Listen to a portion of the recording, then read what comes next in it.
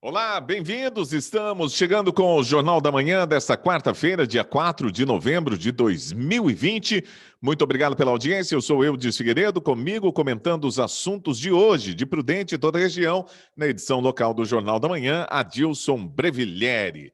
Vamos lá para as principais informações de hoje, mas a gente começa com o destaque dele. Vamos lá.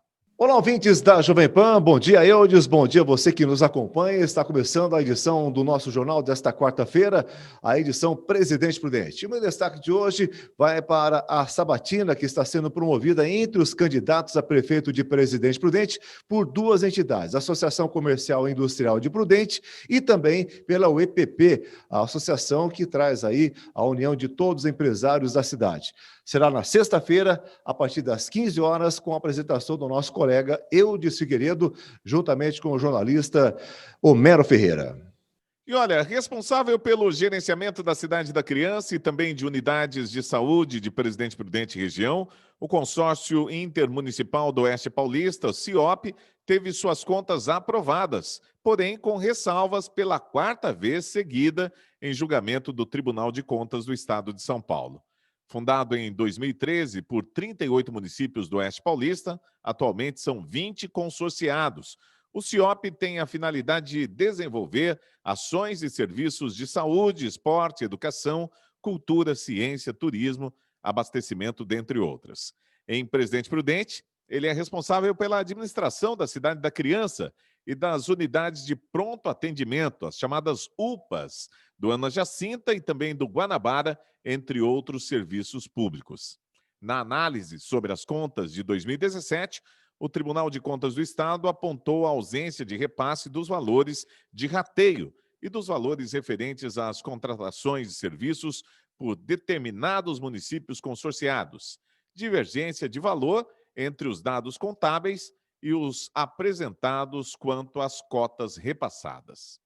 Olha, a gente sabe que o trabalho desenvolvido pela CIOP na Cidade da Criança é um trabalho de louvor, porque, na verdade, em tempo de pandemia, quando ninguém mais foi lá, não teve entrada de dinheiro nenhum, eles conseguiram se virar. Tiveram alguns problemas aí com atraso de repasse pela prefeitura, mas, enfim, eles conseguiram equilibrar as contas com essas ressalvas que eu acredito que o Tribunal de Contas do Estado de São Paulo está fazendo ressalvas não só aqui no nosso CIOP, mas praticamente em todo o Estado de São Paulo, porque em tempo de pandemia, coisas que nunca nós imaginássemos que pudesse acontecer, aconteceu. E olha, no último final de semana, a cidade de Presidente Prudente registrou mais 44 casos positivos de coronavírus e, desta forma, bateu 6.020 confirmações da doença desde o início da pandemia. Não houve mortes. Nos hospitais, houve nova queda no número de pessoas internadas. Atualmente, 28 prudentinos seguem hospitalizados, sendo que 7 permanecem em unidade de terapia intensiva. Olha, algumas pessoas ainda estão se recuperando e estão fora da área de risco, que é o caso do nosso amigo Adolfo Padilha, que provavelmente tem alta hoje, né, se recuperando da Covid. Desde o início da pandemia, Presidente Prudente contabiliza 151 mortes provocadas pelo coronavírus.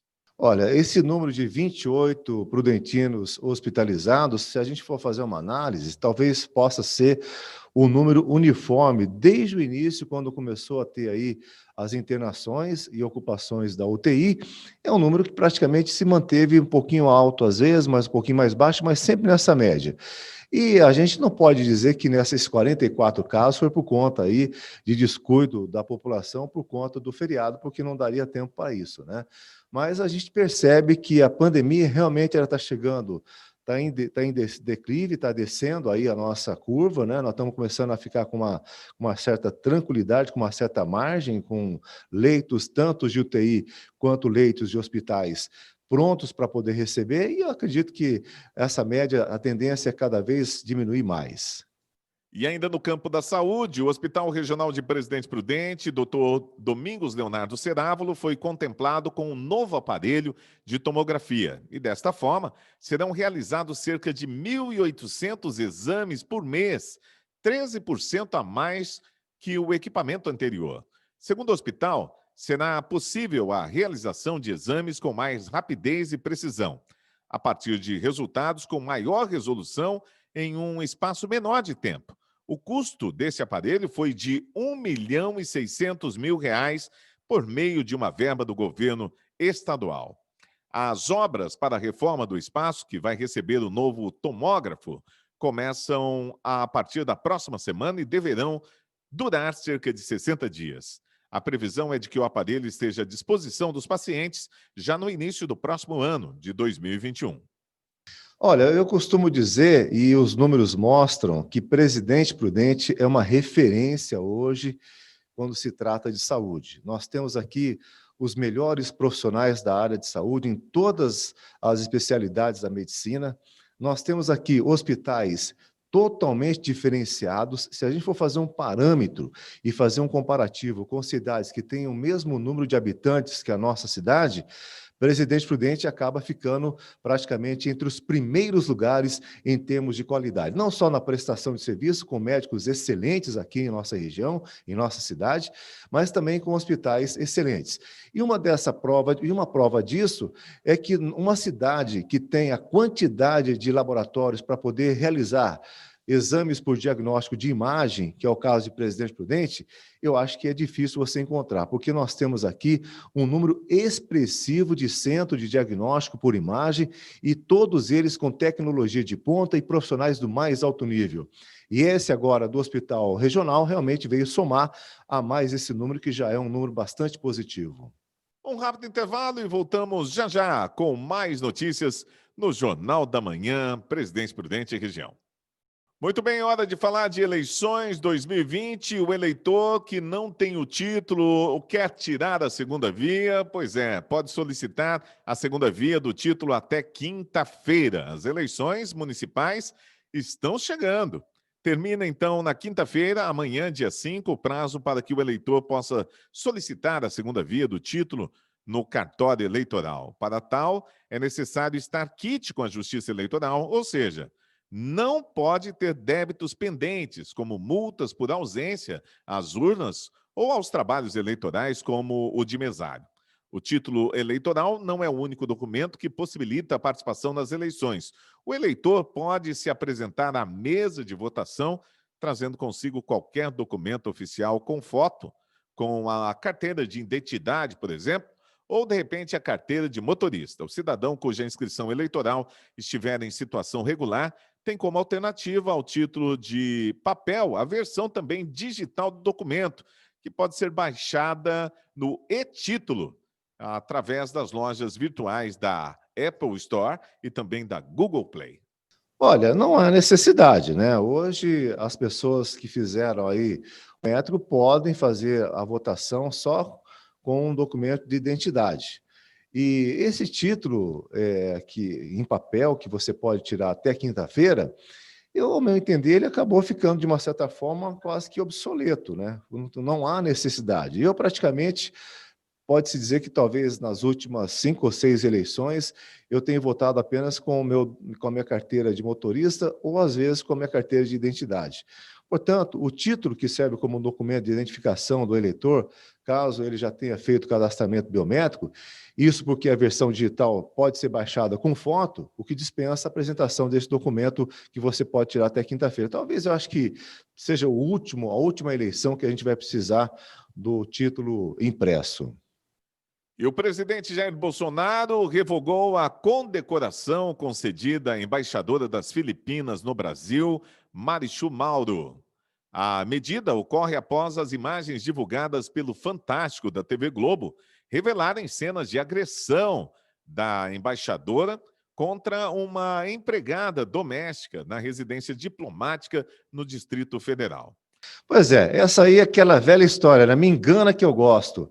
Por isso que tem as câmeras, para que você possa colocar aí para cuidar das tuas crianças, para cuidar do teu bebê, para que você possa ter uma segurança eficaz, provada e comprovada. Infelizmente, a Marichu Mauro, que é a condecoração que ela iria receber, a mulher que iria receber a condecoração do nosso presidente, acabou dançando porque ela foi pega em flagrante. E olha, informações do Senado e também da Câmara Federal. O líder do governo diz que tem maioria para aprovar a autonomia do Banco Central no Senado. Segundo o senador Eduardo Gomes, o projeto também tem maioria na Câmara dos Deputados, mas a votação deve acontecer somente depois das eleições, portanto, somente depois do dia 15. A intenção é que a medida garanta autonomia ao órgão, ou seja, ao Banco Central.